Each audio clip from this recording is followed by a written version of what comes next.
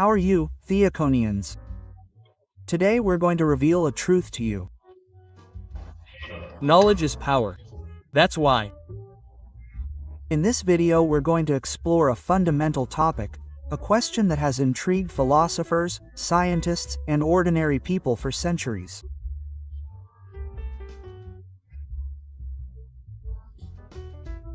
We're talking about epistemology, and it's not a word that will make you sound smarter at a party, but a branch of philosophy that seeks to answer a key question.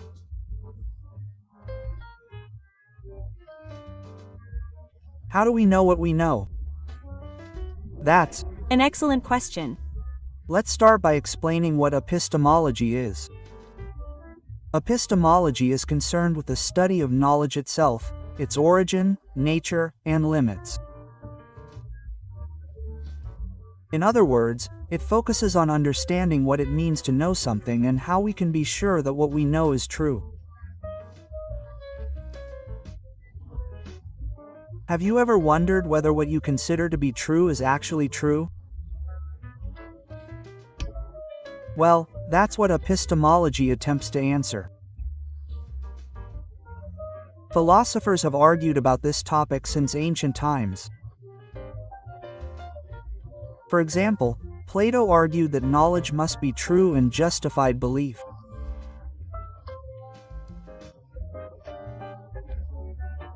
But later, thinkers like David Hume questioned whether we can really know anything beyond what we perceive with our senses.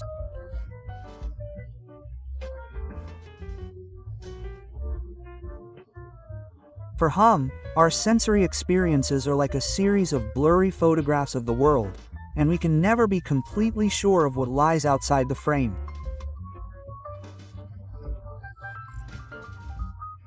But why is epistemology important? Epistemology isn't just for philosophers looking for abstract answers. It also has practical applications in our everyday lives. This critical approach forces us to question what we accept as true and the ways in which we acquire knowledge.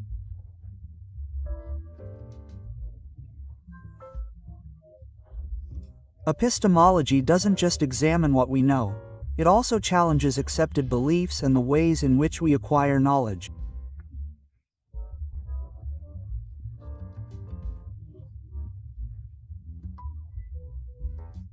Whether in science, education, or simply in making daily decisions, we all benefit from thinking critically and constantly evaluating our beliefs.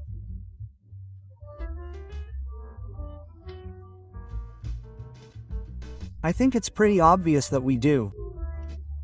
Let's talk now about theories of knowledge. In order to try to understand how we acquire, justify, and validate what we consider to be knowledge, a number of theories have been proposed, each with a different perspective. Among the main ones, we have one. Empiricism holds that knowledge comes from sensory experience.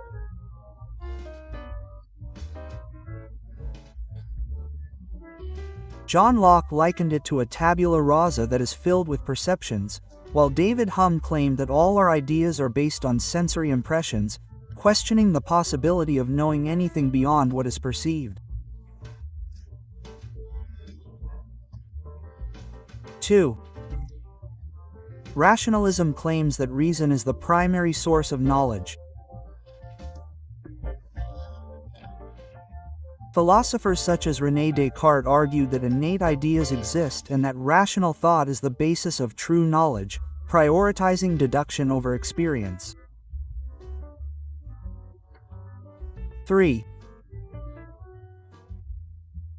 Constructivism proposes that knowledge is an active construction of the individual, influenced by interaction with the environment and the social and cultural context.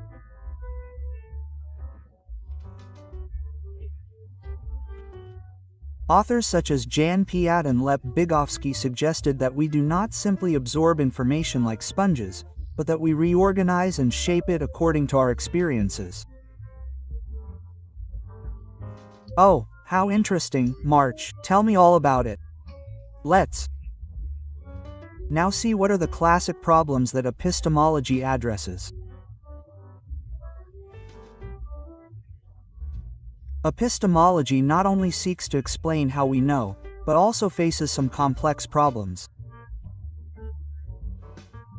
Let's review three of the main ones. 1. The problem of skepticism. Can we really know anything with certainty? Skeptics say no. They argue that there is always the possibility that we are wrong, even about things that seem obvious.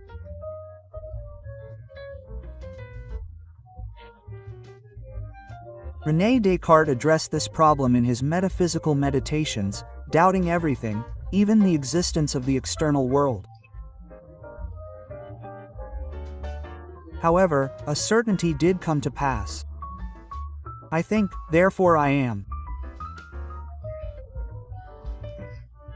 But David Hume went further, saying that even this certainty could be an illusion.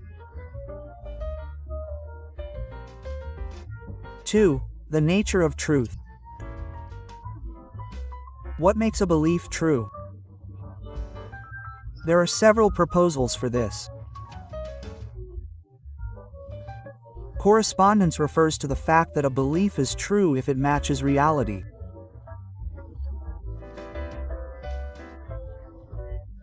If I say that snow is white and snow is indeed white, then my belief is true.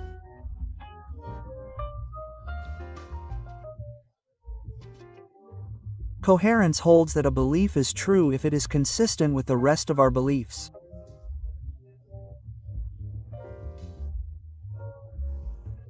Pragmatism argues that truth is what works in practice. If believing something has a positive and useful effect, it is true. 3. The justification of beliefs. Another problem is how we justify our beliefs.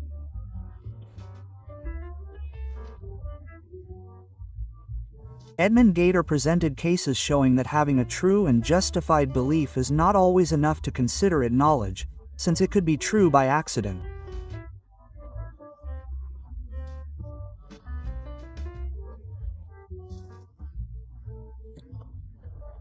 This means that a belief can coincide with reality and be supported by a justification, but still not meet all the requirements to be considered knowledge.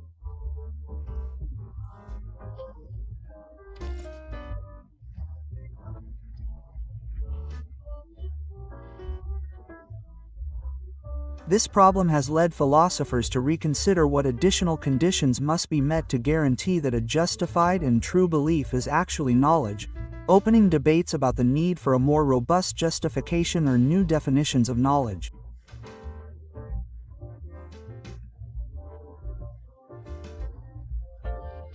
Thank you very much. I teach on Thursdays. I do not charge much. In summary, 1. Epistemology is a branch of philosophy that studies knowledge. Its origin, nature and limits, questioning how we know what we know. 2. There are three main theories about how we acquire knowledge. Empiricism, through sensory experience, rationalism through reason, and constructivism through the active construction of the subject. 3. The classic problems that epistemology addresses are skepticism. What questions the certainty of knowledge? The nature of truth that proposes theories to define what is true, and the justification of beliefs that addresses how to validate that something is real knowledge.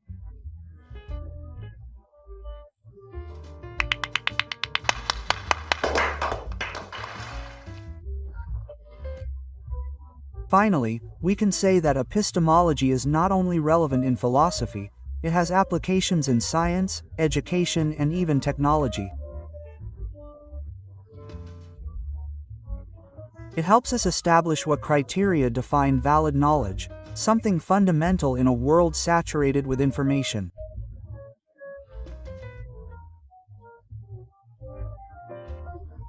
So the next time you wonder if you really know what you think you know, remember that epistemology has been asking the same question for centuries, and that is something worth knowing.